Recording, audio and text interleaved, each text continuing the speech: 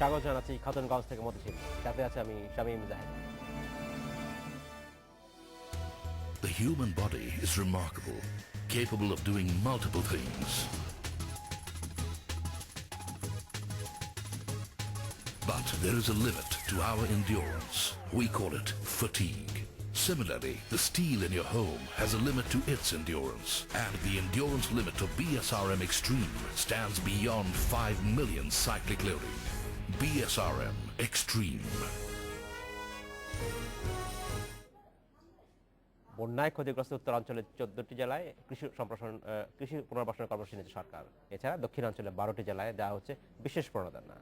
আজ আমাদের আলোচনার বিষয় কৃষি পুনর্বাসন কর্মসূচি। এই নিয়ে আলোচনা করতে আমাদের সাথে স্টুডিওতে রয়েছেন সিলেট কৃষি সম্প্রসারণ অধিদপ্তরের অতিরিক্ত পরিচালক ডক্টর এস.এম. আফজালুজ্জামান এবং কৃষি প্রশিক্ষণ ইনস্টিটিউটের অধ্যক্ষ কৃষিবিদ মোহাম্মদ রেজানুল ইসলাম। তো আমি মূল আলোচনা যাবার আগে দেখে নেব একটি প্রতিবেদন। এবারের বর্ষার শুরুতে বৃষ্টিপাত কম হলেও শেষ দিকে পাহাড়ি ঢল ও বন্যায় বেশ কিছু জেলায় ফসলের আবাদ ক্ষতিগ্রস্ত হয়েছে। তাই ক্ষতিগ্রস্ত উত্তরাঞ্চলের 14টি জেলার কৃষকদের ক্ষতি পুষিয়ে নিতে আসন্ন রবি মৌসুমে পুনর্বাসন কর্মসূচি হাতে নিচ্ছে সরকার, যাতে ব্যয় হবে প্রায় 8.5 কোটি টাকা।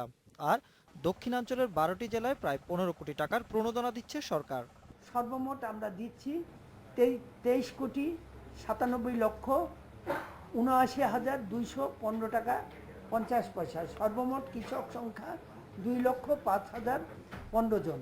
সর্বমোট জমির পরিমাণ 2,05,015 বিঘা। কৃষিমন্ত্রী জানান, এবার পাহাড়ি ঢল ও বন্যায় প্রায় 90,000 হেক্টর কৃষিজমির ফসল নষ্ট হয়েছে। এতে প্রায় 695 কোটি টাকার ক্ষতি হয়েছে। এই ক্ষতি কাটিয়ে উঠতে সরকারের কৃষি বাজেট থেকেই নেওয়া হয়েছে এই সহায়তা কর্মসূচি। যে প্রস্তাবিত পুনর্বাসন এবং প্রণোদনা কর্মসূচির ব্যয়কৃত অর্থ আমাদের কৃষি মন্ত্রণালয়ের যে অ্যালোকেটেড বাজেট ছিল, যেটা বাজেট প্লেসের সময় পাশ করা হয়েছে, আপনারা দেখছেন, সেই কৃষি মন্ত্রণালয়ের বাজেটের বরাদ্দ থেকে আমরা সংকুলান করার ব্যবস্থা করছি। সরকারের দেওয়া 24 কোটি টাকার সহায়তার ফলে প্রায় 190 কোটি টাকার ফসল উৎপাদন সম্ভব হবে বলে জানান কৃষিমন্ত্রী। Ashraf Alam, independent news, Dhaka. দেখলাম প্রতিবেদনটি আমরা। জনাব রেজানুল ইসলাম, জনাব আফজালুজ্জামান, আপনাদেরকে স্বাগত জানাচ্ছি অনুষ্ঠানে। কেমন আছেন আপনারা? আমরা আছি আল্লাহর মতো ভালো। জনাব ইসলাম, প্রথম প্রশ্ন আপনাকে জানতে চাচ্ছি যে সরকার যে এই বিশেষ কৃষি পুনর্বাসন কর্মসূচি হাতে নিল, এই যে 14টি জেলা উত্তরাঞ্চলে এবং 12টি দক্ষিণাঞ্চলে যে করা হলো, এই প্রায় 2 লক্ষ কৃষককে এই বিশেষ প্রণোদনা দেওয়া হবে। এটা সিলেকশন প্রক্রিয়া কী ছিল? কীভাবে এই 2 লক্ষ কৃষককে নির্বাচিত করা হলো? ধন্যবাদ আপনাকে। আসলে আমাদের যেটা মাননীয় কৃষিমন্ত্রী মহোদয় বললেন, জি, যে প্রথম দিকে বর্ষার মৌসুমে বৃষ্টি কম থাকলেও পরের দিকে যে ঢলটা নেমে ক্ষতিগ্রস্ত হয়েছে, উত্তরাঞ্চলের 24টি জেলা আক্রান্ত হয়েছিল। আচ্ছা, তার মধ্যে আমাদের 7টা জেলা রিকভার করে গেছে অলরেডি।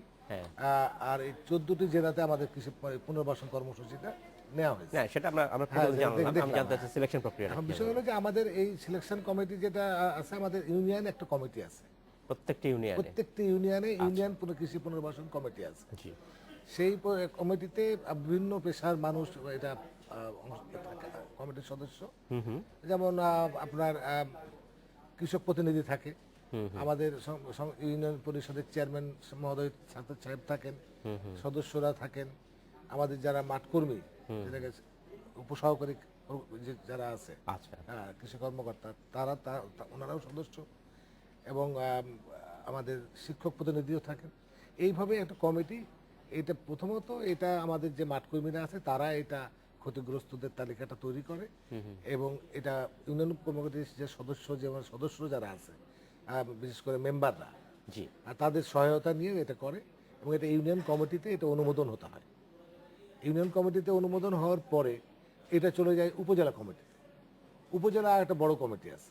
আচ্ছা, এখানে আমাদের উপজেলা নির্বাহী অফিসার সভাপতি এবং কৃষি অফিসার মেম্বার সেক্রেটারি, এবং সেখানে আমাদের মাননীয় সংসদ সদস্য যে সংশ্লিষ্ট এলাকার, ওনার একজন প্রতিনিধি থাকে, মুক্তিযোদ্ধা থাকে, কৃষক প্রতিনিধি থাকে, এই সমস্ত মিলে একটা কমিটি আছে, বিভিন্ন কর্মকর্তা আছে। সেভাবে আসলে এইভাবে এই বাছাই প্রক্রিয়াটা, এখানে এই সিলেকশনটা এই প্রক্রিয়ার মাধ্যমে হয়, এবং এইখানে অনুমোদন হওয়ার পরে এটা জেলা কমিটি অনুমোদন হতে হয়। আচ্ছা। তারপরে এটা ধন্যবাদ জনাব ইসলাম। আমি ফিরে আসবো ডক্টর আফসারুজ্জামান, আপনার কাছে জানতে চাচ্ছি যে বলা হচ্ছে যে এই প্রায় 2 লক্ষ কৃষককে চিহ্নিত করা হচ্ছে। আপনার কি মনে হয় ঠিক আছে, এই তালিকা ঠিক আছে, এর বাইরে কোনো কৃষক কি বাদ পড়েছে বা মনে হয় এরকম? না, আমার মনে হয় যে ঠিকই আছে, যেহেতু এটা ক্ষুদ্র এবং প্রান্তিক চাষি, এর মধ্যেও হয়তো কিছু কিছু চাষি আছে যারা ক্ষতিগ্রস্ত হয়েছে, কিন্তু যারা বেশি ক্ষতিগ্রস্ত হয়েছে বা প্রায়োরিটি যারা, সেই ভিত্তিতে করা প্রান্তিক হয়েছে। চাষি কি এর মধ্যে আসে, এর আওতায় এসছে? হ্যাঁ হ্যাঁ, কিভাবে এসছে? প্রান্তিক চাষি যাদের হয়তো একেবারে জমিও নাই বা জমিহীন চাষি এর আওতায় এসছে না? না, জমিহীন আসে নাই। জমিহীন আসা সম্ভব নয়। আচ্ছা। মানে আপনার যেটা প্রান্তিক এবং মানে ক্ষুদ্র, হ্যাঁ। তাদেরকেই আমরা করেছি এখানে এই প্রক্রিয়ার আওতাভুক্ত আর কি। আচ্ছা, ধন্যবাদ। আমি আপনার কাছে ফিরে আসবো। জনাব ইসলাম, আপনার কাছে জানতে চাচ্ছি যে কি কি ধরনের সুযোগ সুবিধা দেওয়া হচ্ছে? একটি পুনর্বাসন বলা হচ্ছে 14টি জেলা, যেটা হচ্ছে উত্তরাঞ্চলের 14টি জেলার কথা বলা হচ্ছে, সেখানে কি ধরনের পুনর্বাসন কর্মসূচি নিচ্ছে? না, সেখানে আমাদের আছে যেমন ওখানে গম, ভুট্টা, সরিষা এবং বোরো ধান।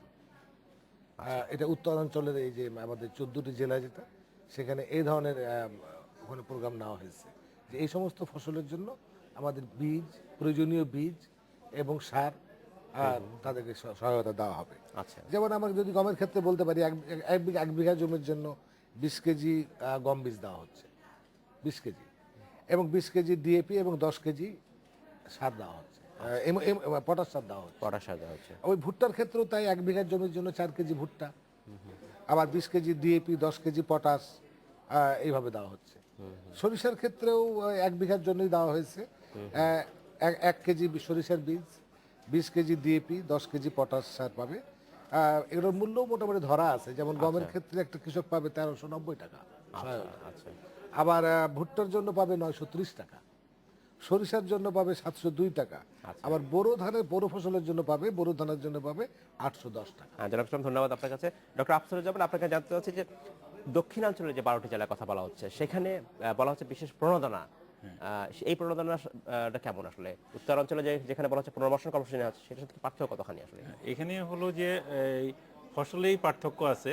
এখানে যেমন আমরা এখানে দিচ্ছি গম, ভুট্টা, তার সঙ্গে ওই এলাকার জন্য উপযোগী আমাদের কৃষি গবেষণা থেকে আবিষ্কৃত যেমন বাড়ি, খেসারি এবং ফেলন একটা, ওইটা ওই ডালি আর কি, একটা ভ্যারিয়েন্ট। হ্যাঁ, সেটা আমরা ওখানে দিচ্ছি।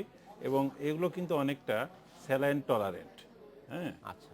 মানে কিছুটা সহ্য করতে পারে, সেই জন্য ওই এলাকার জন্য এটা প্রযোজ্য, এবং এই জন্য আমরা এটা সিলেকশন করেছি। আর প্রণোদনাটা হলো কি, আসলে প্রণোদনাটা আমরা উৎসাহিত করা আর কি কৃষককে। সেটা কিভাবে উৎসাহিত করবেন? হ্যাঁ, এই যে আমরা বীজ বা এই সার দিয়ে তাদেরকে উৎসাহিত করা। আর যেহেতু তাদের এই ফসলটা ড্যামেজ হয়ে গেছে, নষ্ট হয়ে গেছে, তো কাজেই এই মুহূর্তে আর তাদেরকে রিকভার করার আর কোনো সময় নেই। তো সেই জন্য আমরা তাদেরকে রবি ক্রপ, আর্লি রবি ক্রপ, যেমন এই যে ফেলন, খেসারি বা গম, ভুট্টা, এগুলো দিয়ে আমরা পুনর্বাসিত বা প্রণোদনা দিচ্ছি আর কি, উৎসাহিত করতেছি। ধন্যবাদ জনাব ইসলাম। এই প্রণোদনা বা পুনর্বাসন কর্মসূচির আওতায় যে সুযোগ সুবিধার কথা বলা হচ্ছে, এটা শুরু হবে কবে দেওয়া? আমাদের বিষয়টা হলো যে আমাদের রবি মৌসুম তো সামনে আছেই, আমাদের এখন থেকেই আমাদের এই যে কার্যক্রম শুরু হয়ে গেছে, প্রত্যেকটা অঞ্চলে আমাদের নির্দেশনা চলে গেছে। আচ্ছা। এবং এটা টাইম লাইন দেওয়া হয়েছে, সেই টাইম লাইনটা সঠিক সময়ে সঠিকভাবেই তারা বীজ এবং সার সবগুলি পেয়ে যাবে। এবং এই ব্যাপারে একটা আমাদের টার্গেট, মানে ডেডলাইন কবে দিনে শেষ করতে হবে? ডেডলাইনের বিষয়টা এখন পর্যন্ত আমাদের কাছে এটা আমাদের, আমি একটু কাইন্ডলি বলি, এটার ব্যাপারে আমাদের একটা অলরেডি গতকাল একটা চিঠি ইস্যু হয়ে গেছে মন্ত্রণালয় থেকে, যে এটা 7 দিনের মধ্যে শেষ করতে হবে। 7 দিনের মধ্যে? হ্যাঁ, 7 দিনের মধ্যে শেষ করতে হবে। আর এটার জন্য প্রয়োজনীয় বীজ এবং সার এটা কিন্তু অলরেডি পৌঁছে গেছে। হ্যাঁ, বিডিতে পৌঁছে গেছে, আমরা শুধু তাদের কাছে রিকুইজিশন দিয়ে এখন, এবং টাকাও পৌঁছে গেছে, এখন শুধু উপজেলার ভাগ হবে এবং তারা কৃষকেরা তালিকা তো করাই আছে, তালিকা করা আছে। হ্যাঁ, এখন শুধু 7 দিনের মধ্যে আমরা কমপ্লিট করবো আর কি। 7 দিনের মধ্যে কমপ্লিট করবেন, বাট শুরুর দিনটা এখনো ঠিক হয়নি, নির্ধারণ হয়নি। শুরুর দিন শুরু করবেন 7 দিন, এটা বলতে ঠিক হয়নি। না, সেটা শুরুর দিনটা হলো যে, মনে করেন যে কালকে চিঠি হয়েছে, অনেকে কালকাই মিটিং করে ফেলছে, রাত 11টা 12টায় কিন্তু ডিসি সাহেবের সঙ্গে বসে কালকে মিটিং হয়েছে। আমার জেলাতে যেমন সিলেটে কালকে রাত 12টায় তারা মিটিং করছে। আচ্ছা। হ্যাঁ, এবং তারা মিটিং করে সিদ্ধান্ত নিয়ে ফেলছে অলরেডি। এখন এমন হতে পারে আজকে হয়তো বা কালকে থেকেই শুরু হয়ে যাবে। আচ্ছা, জনাব ইসলাম, যখন শুরু হয়ে যাবে তখন এই যে ডিস্ট্রিবিউশনটা পুরোপুরি কি ঠিকমতো হবে বলে আপনি আশা করছেন? না না, এটা তো বরাবরই হয়, আচ্ছা, বরাবরই কারণ হয়। হলো যে সেই ক্ষমতা আছে, কিছু দপ্তর আছে। সেইভাবে সেই প্রক্রিয়া সিস্টেম করা আছে যে যখন উপজেলায় যে যখন পুনর্বাসনের কার্যক্রম বিতরণ শুরু হবে, সেখানে আমাদের জেলা থেকে প্রতিনিধি ট্যাগ করা আছে, আচ্ছা। যে বিভিন্ন অফিসারকে ট্যাগ করা আছে যে তারা গিয়ে ওটা মনিটর করবে, এবং এইভাবেই কিন্তু এটাকে মনিটর করা হয় যাতে কোনো রকম মিসইউজ না হয় বা এ ধরনের কোনো অনিয়ম যাতে না হয়। এ ব্যাপারে সরকারের তরফ থেকে আমাদের কৃষি সম্প্রসারণ অধিদপ্তর, কৃষি মন্ত্রণালয়, এই প্রত্যেকটা উইং এই ব্যাপারে সচেষ্ট আছে। আচ্ছা, কখনো কোনো রকমের অনিয়মের কোনো আছে, ইতিহাস আছে? অনিয়ম দু একটা বিচ্ছিন্ন ঘটনা, যে অনেক সময় জ্ঞাতসারে হয়, অনেক সময় অজ্ঞাতসারেও হয়ে যায়, যেটা হয়তো সে ওই মাঠকর্মী হয়তো বুঝতে পারে না। আচ্ছা। কিন্তু একবারে ইচ্ছাকৃতভাবে কোনো এই ধরনের ইতিহাস আমার খুবই কম আছে। আচ্ছা, ধন্যবাদ জনাব ইসলাম। আমাদের সময় হয়েছে একটি বিরতিতে যাবার, ফিরে এসে আমরা আবার কথা বলবো আপনার সাথে। আমাদের সময় হলো একটি বিরতিতে যাবার, ফিরছি শীঘ্রই, সাথেই থাকবেন।